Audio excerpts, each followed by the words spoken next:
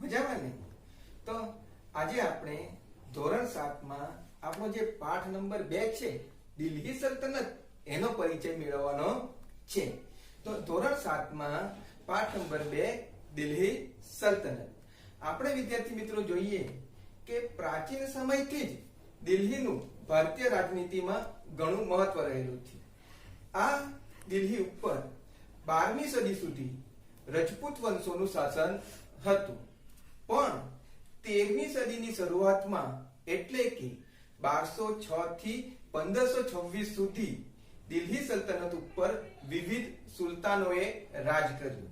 તેમના રાજવંશો હતા ગુલામ વંશ, ખલજી વંશ, તુગલક વંશ, સૈયદ વંશ અને લોધી વંશ। આ દરેક રાજવંશોનો આપણે અહીં પરિચય મેળવવાનો છે। આ ઉપરાંત તે સમયની રાજ્ય વ્યવસ્થાનો પણ આ પાઠમાં પરિચય મેળવવાનો છે। ઉપરાંત તે સમયના જે બાંધકામો હતા અને કિલ્લાઓ હતા તેનો પણ આપણે અહીં પરિચય મેળવવાનો છે। આ ઉપરાંત આ જ પાઠમાં આપણે દક્ષિણમાં આવેલા વિજયનગર સામ્રાજ્યનો પણ પરિચય મેળવવાનો છે અને સાથે સાથે એની પેરેલલ ચાલતા બહમની સામ્રાજ્યનો પણ અહીં આપણે પરિચય મેળવવાનો છે। સાથે સાથે પાઠની અંતે આપણે જોઈશું કે આ દિલ્હી સલ્તનતનો અંત કેવી રીતે આવ્યો। તો ચાલો વિદ્યાર્થી મિત્રો આજે આપણે આ દિલ્હી સલ્તનતનો વિગતવાર પરિચય મેળવીએ। હા, તો વિદ્યાર્થી મિત્રો આપણે હવે જોઈશું પાઠ 2 દિલ્હી સલ્તનત। તો આપણે અગાઉ જોયું તેમ પ્રાચીન કાળથી જ દિલ્હી એ ભારત દેશની રાજધાનીના કેન્દ્રનું મુખ્ય મથક રહ્યું છે। 12મી સદી સુધી તોમર અને ચૌહાણ વંશના જે રજપૂત શાસકો હતા તેઓ અહીં શાસન કરતા હતા અને તેઓએ વેપારનું મુખ્ય કેન્દ્ર પણ બનાવ્યું હતું। પણ ત્યારબાદ દિલ્હી ઉપર સલ્તનત યુગનો આરંભ થયો। આ સલ્તનત યુગના સમયમાં દિલ્હી ઉપર ઈસવીસન 1206 થી લઈને ઈસવીસન 1526 દરમિયાન અલગ અલગ 5 વંશના શાસકોએ રાજ કર્યું। આ સમયગાળો ભારતીય ઇતિહાસમાં સલ્તનત યુગ અથવા દિલ્હી સલ્તનત તરીકે ઓળખાય છે। આપણે વાત કરીએ તો આ વંશમાં જે શાસકો રાજ કરી ગયા તેઓ ઉત્તર ભારતના વિશાળ પ્રદેશ ઉપર શાસન કર્યું, જેમાં મુખ્ય રાજવંશો આ મુજબ હતા। પ્રથમ ગુલામ વંશ, ત્યારબાદ ખલજી વંશ, ત્યારબાદ ત્રીજા નંબરે તુગલક વંશ, ત્યારબાદ સૈયદ વંશ અને છેલ્લે લોધી વંશ। અહીં આપણે ભારતના નકશામાં જોઈએ છીએ કે વિવિધ રાજવંશોએ જેમણે તે સમયે રાજ કર્યું હતું ત્યારે કેટલા પ્રદેશો ઉપર તેમનું આધિપત્ય હતું। આપણે વાત કરીએ તો આ સલ્તનતના શાસકો તો તેઓ મૂળ તુર્ક અને અફઘાન મૂળના હતા અને ભારતના જે મધ્યકાલીન રજપૂત રાજાઓ હતા તેઓની અંદરની લડાઈને કારણે અંદરના યુદ્ધોનો ફાયદો ઉઠાવીને દિલ્હી ઉપર શાસન સ્થાપ્યું હતું। આ શાસકોએ લગભગ 320 વર્ષ સુધી દિલ્હી ઉપર શાસન કર્યું અને તેમણે અલગ અલગ 5 વંશો થઈને આ દિલ્હી ઉપર શાસન ચલાવ્યું અને એમના શાસનનો અંત 1526માં આવ્યો। તો હવે આપણે આ રાજવંશોનો અલગ અલગ રીતે પરિચય મેળવીએ। તો સૌપ્રથમ પરિચય મેળવીએ ગુલામ વંશ। ઈસવીસન 1206 થી લઈને 1290 સુધી ભારત ઉપર ગુલામ વંશનું શાસન રહ્યું। તો દિલ્હીના સમ્રાટ પૃથ્વીરાજ ચૌહાણ અને ગૌર વંશના સુલતાન શિહાબુદ્દીન મોહમ્મદ ગોરી વચ્ચે ઈસવીસન 1192માં તરાઈના બીજા યુદ્ધમાં પૃથ્વીરાજ ચૌહાણની હાર થઈ અને તેનાથી દિલ્હી ઉપર સલ્તનત યુગની શરૂઆત થઈ। હવે આપણે દિલ્હી ઉપરના જે સુલતાનો હતા તેમનો પણ પરિચય મેળવીએ। તો કુતુબુદ્દીન ઐબક. કુતુબુદ્દીન ઐબક એ મુલ્મુક વંશનો હતો. તે શિહાબુદ્દીનનો માનીતો ગુલામ હતો. તેમણે માત્ર 5 વર્ષ સુધી દિલ્હી સલ્તનત ઉપર રાજ કર્યું અને આ સમયગાળા દરમિયાન તેમણે ફક્ત સલ્તનતને સાચવવાનું કામ કર્યું. ઈસવીસન 1210માં પોલોની રમત દરમિયાન ઘોડા ઉપરથી પડી જવાને કારણે તેમનું એટલે કે કુતુબુદ્દીન ઐબકનું મૃત્યુ થયું. એના પછી એનો જમાઈ કે જે એનો ગુલામ હતો તે ગાદીએ આવ્યો. એનું નામ હતું ઇલ્તુમિશ. ઇલ્તુત્મિશ એ કુતુબુદ્દીન ઐબકનો ગુલામ અને જમાઈ હતો. તેને ગુલામ વંશનો સાચો સ્થાપક પણ માનવામાં આવે છે. તેણે સલ્તનતની જે રાજધાની હતી તેને લાહોરથી દિલ્હી ખસેડી હતી. સલ્તનતને મજબૂત કરવા તેણે ચહેલગાનની રચના કરી હતી. તેનો એક પણ પુત્ર સુલતાન બનવા માટે કાબેલ નથી એવું સમજીને તેણે પોતાની પુત્રી જે રઝિયા સુલતાન હતી તેને ઉત્તરાધિકારી તરીકે જાહેર કરી. હવે આપણે એ રઝિયા સુલતાનનો પરિચય મેળવીએ. તો રઝિયા સુલતાન એ ઇલ્તુમિશના અવસાન પછી ગાદીએ આવી એટલે કે દિલ્હીની ગાદીએ આવી. તે તેના ભાઈઓ કરતાં વધારે કાબેલ હતી, પણ તે એક સ્ત્રી હોવાને કારણે અમીર તુર્કોએ તેનો અસ્વીકાર કર્યો અને ખટપટ અને વિદ્રોહ કરીને તેની એટલે કે રઝિયા સુલતાનની સત્તાનો અંત લાવ્યા. આપણે રઝિયા સુલતાન વિશે જોઈએ તો મિનહાજ એ મિરાજ એક 13મી સદીના ઇતિહાસકાર હતા.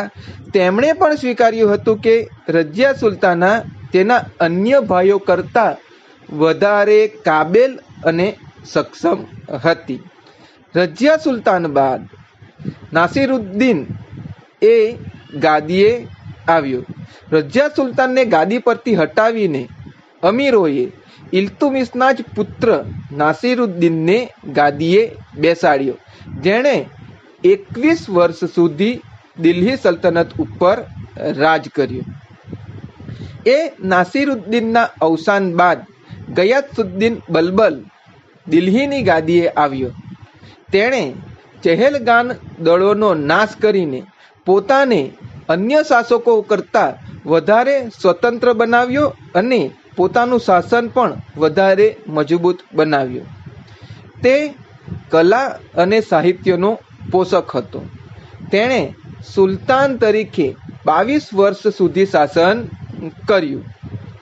હવે આપણે પરિચય મેળવીએ ખલજી વંશનો કે જેમણે ઈસવીસન 1290 થી 1320 સુધી દિલ્હી સલ્તનત ઉપર રાજ કર્યું. ગુલામ વંશની સત્તા નબળી પડતા તુર્કી મૂળના જ ખલજી વંશના શાસક જલાલુદ્દીન ખલજીએ દિલ્હીમાં ખલજી વંશની સ્થાપના કરી. તો હવે આપણે જલાલુદ્દીન ખલજી વિશે પરિચય મેળવીએ કે જલાલુદ્દીન ખલજીએ ઈસવીસન 1290 થી 1296 સુધી એટલે કે 6 વર્ષ સુધી દિલ્હી ઉપર રાજ કર્યું. ઈસવીસન 1296માં તેના ભત્રીજા અલાઉદ્દીન ખલજીએ તેની એટલે કે જલાલુદ્દીન ખલજીની હત્યા કરીને દિલ્હીની ગાદી પચાવી પાડી. તો હવે આપણે પરિચય મેળવીએ અલાઉદ્દીન ખલજીનો. તે એક ખૂબ મહત્વકાંક્ષી સુલતાન હતો. તેણે ઉત્તર ભારત, ગુજરાત અને દક્ષિણ ભારત પર વિજય મેળવી પોતાના સામ્રાજ્યનો વિસ્તાર કર્યો હતો. તેણે દિલ્હીમાં સ્થાયી સેનાની શરૂઆત કરી. તેમણે સૈન્યમાં ઘોડા અને સૈનિકોની પણ વિશેષ ઓળખ થાય તે માટે દાગ અને ચહેરા પદ્ધતિ દાખલ કરી હતી. આ ઉપરાંત તેમણે ભાવ નિયંત્રણ, બજાર નિયંત્રણ અને સંગ્રહખોરી જેવા નિયમનકારી વહીવટી સુધારાઓ પણ કર્યા હતા. પણ અલાઉદ્દીન ખલજીના અવસાન પછી અંધાધૂંધીવાળું વાતાવરણ રહ્યું અને ત્યારબાદ ખલજી વંશનો અંત લાવી ગિયાસુદ્દીન તુગલક દિલ્હીની ગાદીએ આવ્યો અને તેણે દિલ્હી ઉપર તુગલક વંશની સ્થાપના કરી. તો હવે આપણે તુગલક વંશનો પરિચય મેળવીશું. તુગલક વંશ એ દિલ્હી ઉપર ઈસવીસન 1320 લઈને ઈસવીસન 1414 સુધી રાજ કર્યું. આ વંશમાં મુહમ્મદ બિન તુગલક એક પ્રતિભાવાન અને મહત્વાકાંક્ષી સુલતાન થઈ ગયો. તેણે પોતાના શાસનકાળમાં ઘણી યોજનાઓ અમલમાં મૂકી હતી, પણ આ યોજનામાં વ્યવહારિકતાનો અભાવ હોવાથી તે યોગ્ય રીતે કામ કરી શકી નહીં અને બધી જ યોજનાઓ અસફળ રહી. તો આ યોજનાઓ વિશે આપણે જોઈએ તો રાજધાની જે દિલ્હીમાં હતી ત્યાંથી મહારાષ્ટ્રના દૌલતાબાદમાં સ્થળાંતર કરવું, પછી પ્રતીક મુદ્રા પ્રયોગ કરવો, આવી કેટલીક યોજનાઓ તેમણે અમલમાં મૂકી હતી. આ યોજનાઓ ભારતના ઇતિહાસમાં તરંગી યોજનાઓ તરીકે સ્થાન પામી. તેના સમયમાં એક આફ્રિકન મુસાફિર ઇબ્ન બબૂતા ભારતની મુલાકાતે આવ્યો હતો. મુહમ્મદ તુગલક બાદ તેનો પિતરાઈ ભાઈ ફિરોઝ શાહ તુગલક દિલ્હીની ગાદીએ આવ્યો અને તેના અવસાન બાદ તૈમુર લંગે દિલ્હી પર આક્રમણ કરી તુગલક વંશની સત્તા મર્યાદિત કરી અને ત્યારબાદ તુગલક વંશનું પતન થયું અને સૈયદ વંશની દિલ્હીમાં શરૂઆત થઈ.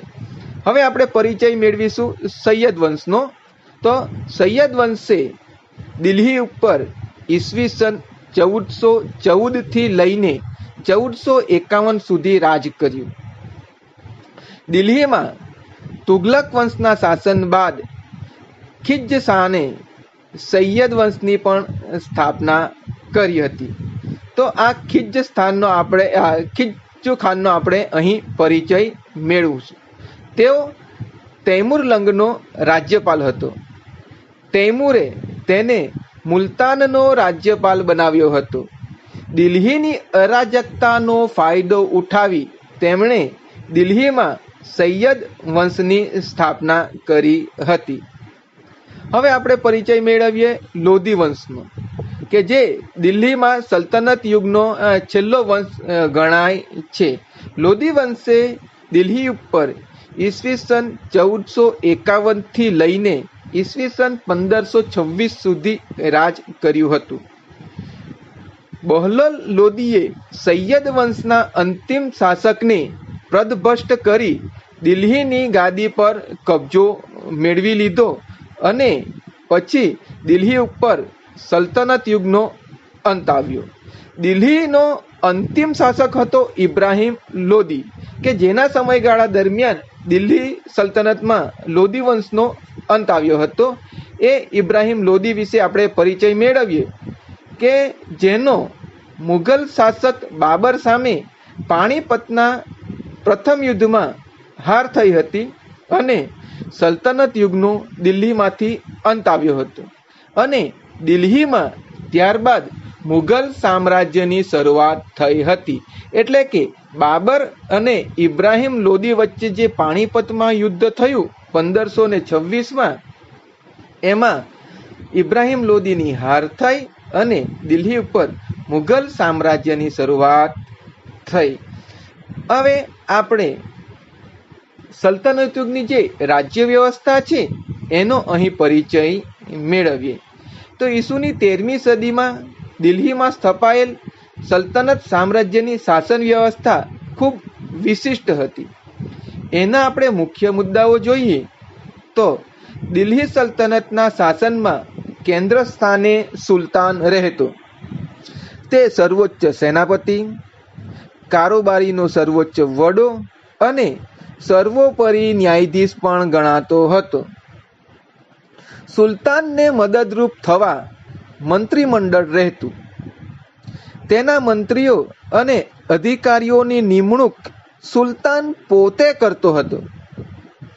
આ જે શાસન વ્યવસ્થા હતી તે કુલ 3 ભાગોમાં વહેંચાયેલી હતી, જેમાં પ્રથમ કેન્દ્રીય શાસન વ્યવસ્થા, ત્યારબાદ પ્રાંતીય શાસન વ્યવસ્થા અને સ્થાનિક શાસન વ્યવસ્થા. આપણે દરેકનો એક પછી એક પરિચય મેળવીએ. સૌપ્રથમ આપણે જોઈએ કેન્દ્રીય શાસન વ્યવસ્થા. કેન્દ્રમાં સુલતાન સર્વોપરી હતો. તેને મદદરૂપ થવા માટે મંત્રીમંડળ રહેતું. સુલતાનનો જે પ્રધાનમંત્રી હતો તે વજીર કહેવાતો. આ મંત્રીમંડળમાં અલગ અલગ વિભાગો હતા. એમાં મંત્રીમંડળમાં સેના વિભાગ, પત્ર વ્યવહાર વિભાગ, ધર્મ વિભાગ, વિદેશ વિભાગ, ગુપ્તચર વિભાગ જેવા વિભાગો કાર્ય કરતા હતા. હવે આપણે જોઈએ પ્રાંતીય શાસન વ્યવસ્થા. સલ્તનત કાળમાં પ્રાંતને જાગીરોમાં વહેંચવામાં આવતું હતું, જે ઇક્તા તરીકે ઓળખાતું હતું, જેનો વડો ઇક્તેદાર કે મુક્તિ તરીકે ઓળખાતો હતો. તેમનું મુખ્ય કાર્ય એ જમીન મહેસૂલ ઉઘરાવવાનું હતું.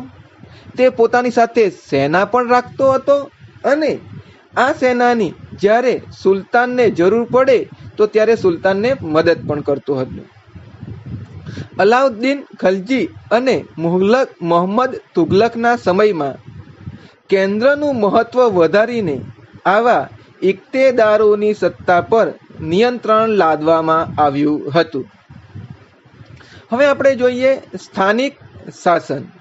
પ્રાંત પછીનો જે એકમ હતો એ જિલ્લા અને તાલુકામાં વહેંચવામાં આવતો, જેને અનુક્રમે સિક અને પરગણા એટલે કે જિલ્લાને સિક અને તાલુકાને પરગણા તરીકે ઓળખવામાં આવતો. ગામનો વહીવટ જે કરતો એને મુખી કે મુકદ્દમ તરીકે ઓળખવામાં આવતા. આ મુખી કે મુકદ્દમને મદદ કરવા માટે પટવારી કે કારકુન રહેતા, જે મુખીને મદદ કરતા. હવે આપણે આગળ પરિચય મેળવીએ સલ્તનત યુગના બાંધકામ અને તે સમયે જે કિલ્લાઓ હતા તેનું.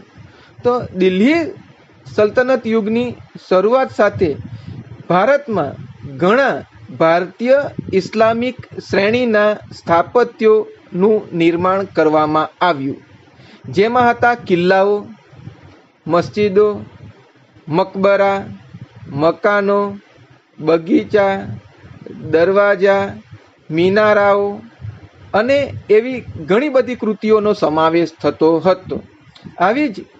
આવા જ કેટલાક બાંધકામોનો આપણે અહીં પરિચય મેળવીએ. તો સૌપ્રથમ મેળવીએ આપણે પરિચય કુતુબ મિનારનો. એને આપણે કહીએ કુવત ઉલ ઇસ્લામ મસ્જિદ. આ સ્થાપત્યનું નિર્માણ કુતુબુદ્દીન ઐબકે કરાવ્યું હતું. આ જે સ્થાપત્યો છે એ બંને એક જ સ્થળે આવેલા છે, એટલે કે કુવત ઉલ ઇસ્લામ મસ્જિદ અને કુતુબ મિનાર એ એક જ સ્થળે આવેલા છે, જે દિલ્હીના મહેરૌલીમાં આવેલા છે. કુતુબુદ્દીન ઐબક કુતુબ મિનારાનો જો એક જ માળ બનાવી શક્યો હતો, જ્યારે એના પછીનું જે બીજું બાંધકામનું કામ હતું એ એના જમાઈ ઇલ્તુમિશે પૂરું કરાવ્યું હતું.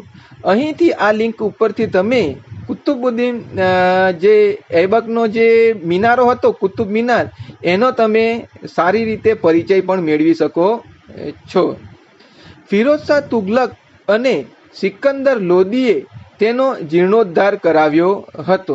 અહીં આપણે કુતુબ મિનારનો અને જે મસ્જિદ છે એનો અહીં આપણે વ્યૂ જોઈ શકીએ છીએ. આગળ આપણે વાત કરીશું ઢાઈ દિનકા ઝોપડા, જે કુતુબુદ્દીન ઐબકે બનાવેલી એક મસ્જિદ છે, જે અત્યારે અજમેરમાં આવેલી છે.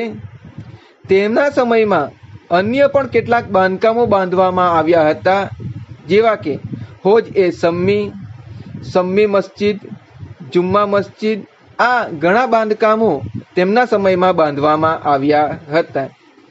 આપણે વાત કરીએ ખલજી વંશ દરમિયાન જે બાંધકામો થયા હતા તેની, તો ખલજી વંશ દરમિયાન અલાઉદ્દીન ખલજીએ બંધાવેલ સ્થાપત્યોમાં અલાઈ દરવાજા, શીરીનો કિલ્લો, એની અંદર શીરી નગર અને હોજે ખાસ એ ઘણા જાણીતા છે. અહીં આપણે જે અલાઈ દરવાજા અને શીરીનો જે ફોર્ટ છે, કિલ્લો છે, તે જોઈ શકીએ છીએ. જે અહીં નગરની વાત કરી છે, શ્રીનગર, એ એની પાછળના ભાગે આવેલું છે. હવે આપણે આગળ વાત કરીએ તુગલક શાસન દરમિયાનના સ્થાપત્યોની. તો તુગલક શાસન દરમિયાન કેટલાક નગરો બનાવવામાં આવ્યા હતા, જેમાં તુગલકાબાદ, ફિરોજાબાદ, હિસ્સાર, જૌનપુર, ફિરોજપુર, ફતેહાબાદ, આ શહેરો મુખ્ય છે. આ સમયગાળા દરમિયાન દિલ્હીમાં કેટલાક કિલ્લાઓ, મસ્જિદો, તળાવો, મહેલો, સ્નાનાગાર, મકબરાઓ, પુલો, સરાઈઓ, બગીચાઓ વગેરે પણ બનાવવામાં આવ્યા હતા. સૈયદ વંશ અને લોધી વંશ દરમિયાન પણ ઘણા બધા મકબરાઓ, ગુંબજ અને મસ્જિદો જેવી કે બંદે ખાનનો ગુંબજ, બડા ગુંબજ, મોઠની મસ્જિદ, સિહાબુદ્દીન મકબરો વગેરેનું બાંધકામ કરવામાં આવ્યું હતું.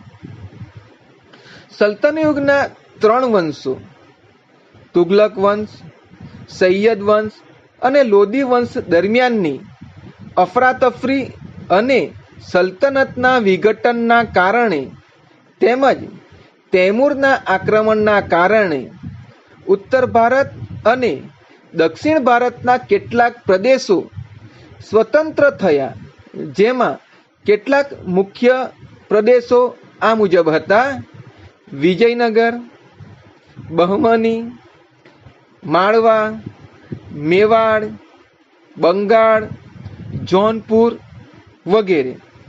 તેમાંથી આપણે અત્યારે વિજયનગર સામ્રાજ્યનો પરિચય મેળવવાનો છે.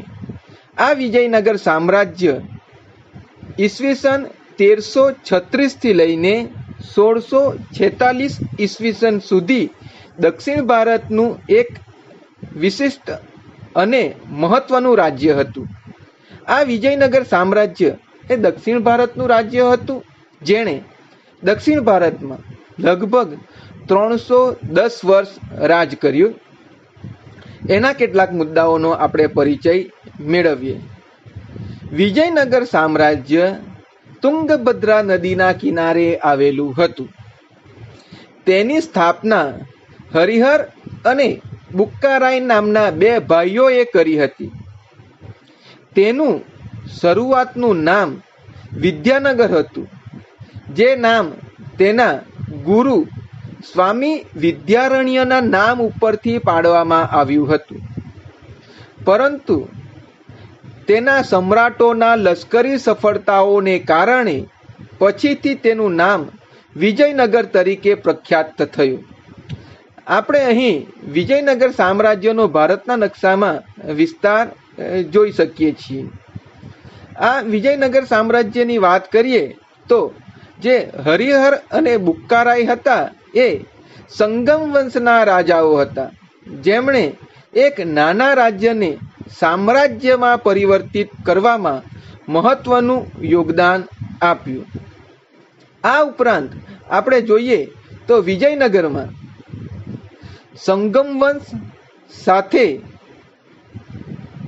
સાલુવ વંશ, તુલુવ વંશ અને અરવિંદુ વંશના રાજાઓએ પણ રાજ કર્યું, જેમાં સાલુવ વંશે લગભગ 20 વર્ષ સુધી રાજ કર્યું અને ત્યારબાદ તુલુવ વંશ ગાદીએ આવ્યો હતો.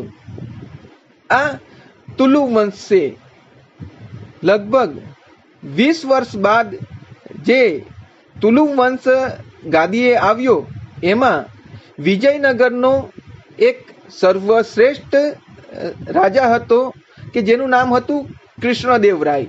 તો તેનો આપણે અહીં પરિચય મેળવવાનો છે. કૃષ્ણદેવરાયે વિજયનગરને ભારતનું મહાન સામ્રાજ્ય બનાવ્યું હતું.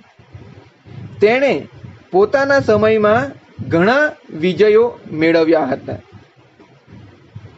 તેણે પોતાનું જીવન યુદ્ધ કરવામાં વિતાવ્યું હતું, છતાં પણ વહીવટી તંત્ર પર પણ ધ્યાન આપ્યું હતું. તેમણે ખેતીના વિકાસ માટે નહેરો અને તળાવો ખોદાવીને ખેતીને સમૃદ્ધ બનાવી હતી. તેણે અયોગ્ય વેરાઓ જે હતા તે હટાવી અને લોકોને ઘણી રાહત આપી હતી. ઉપરાંત નગરમાં સુંદર ઇમારતો પણ બનાવડાવી હતી. તેમણે વિજયનગર પાસે નાગલપુર નામે નવું નગર પણ વસાવ્યું હતું. કૃષ્ણદેવરાયે પોતે એક વિદ્વાન અને સાહિત્યનો પોષક હતો. તેમણે સંસ્કૃત અને તેલુગુ ભાષામાં કેટલાક ગ્રંથો પણ લખ્યા હતા. તેથી તેમને આંધ્રના ભોજ તરીકે પણ ઓળખવામાં આવે છે. વિજયનગર સામ્રાજ્ય બાદ એટલે કે વિજયનગર સામ્રાજ્યમાં કૃષ્ણદેવરાયના અવસાન બાદ આંતરિક સંઘર્ષ અને કાવતરાઓ શરૂ થયા અને 23 જાન્યુઆરી 1565માં તાલીકોટાના યુદ્ધમાં જે મુસ્લિમ રાજ્યોનો એક સંઘ બનેલો હતો તેમની અને વિજયનગર સામ્રાજ્યની વચ્ચે યુદ્ધ થયું અને એમાં વિજયનગરની હાર થઈ.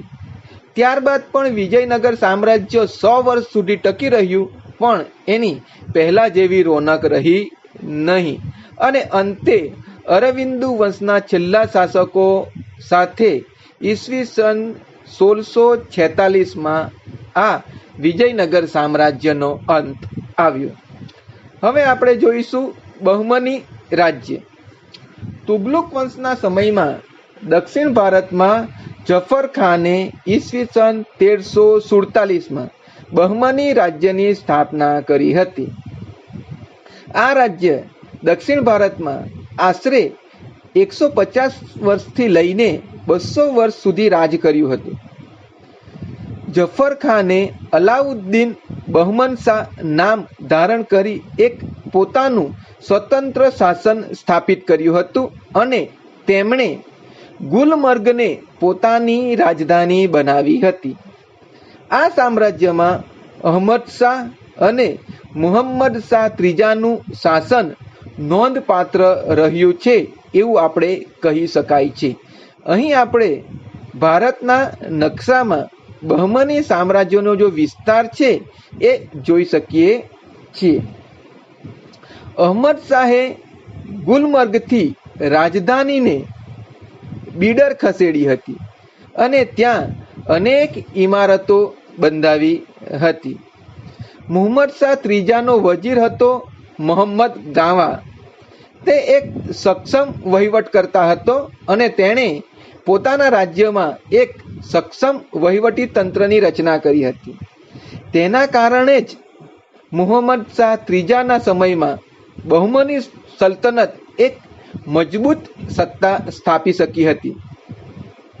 જ્યારે બહમની સામ્રાજ્યની સત્તા મુહમ્મદ શાહ બહમની બીજાના હાથમાં આવી ત્યારે તેના વતી સર્વ વહીવટ તેનો વજીર કાસિમ બરીદ કરતો હતો અને તેના જ સમયમાં બહમની સામ્રાજ્યનો અંત આવ્યો અને તે કેટલાક અલગ અલગ 5 સામ્રાજ્યોમાં વિભાજિત થઈ ગયું. એમાં બીજાપુર, અહમદનગર, ગોલકોંડા, બીડર અને બરાર એમ અલગ અલગ 5 સામ્રાજ્યોનો સમાવેશ થતો હતો. અહીં આપણે નકશામાં એ 5 સામ્રાજ્યોનો જે વિસ્તાર છે એને અહીં આપણે જોઈ શકીએ છીએ. એ આખું દક્ષિણ ભારતનું વિસ્તાર હતો બહમની સામ્રાજ્યનો કે જે 5 ભાગોમાં જે વિભાજિત થયો છે તેનો અહીં આપણે નકશામાં પરિચય મેળવી શકીએ છીએ. આગળ આપણે જોઈએ તો બહમની સામ્રાજ્ય જે 5 ભાગોમાં વિભાજિત થયું હતું તે મુખ્ય સામ્રાજ્યો આ મુજબ હતા: બીજાપુર, અહમદનગર, ગોલકોન્ડા, બીડર અને બરાર.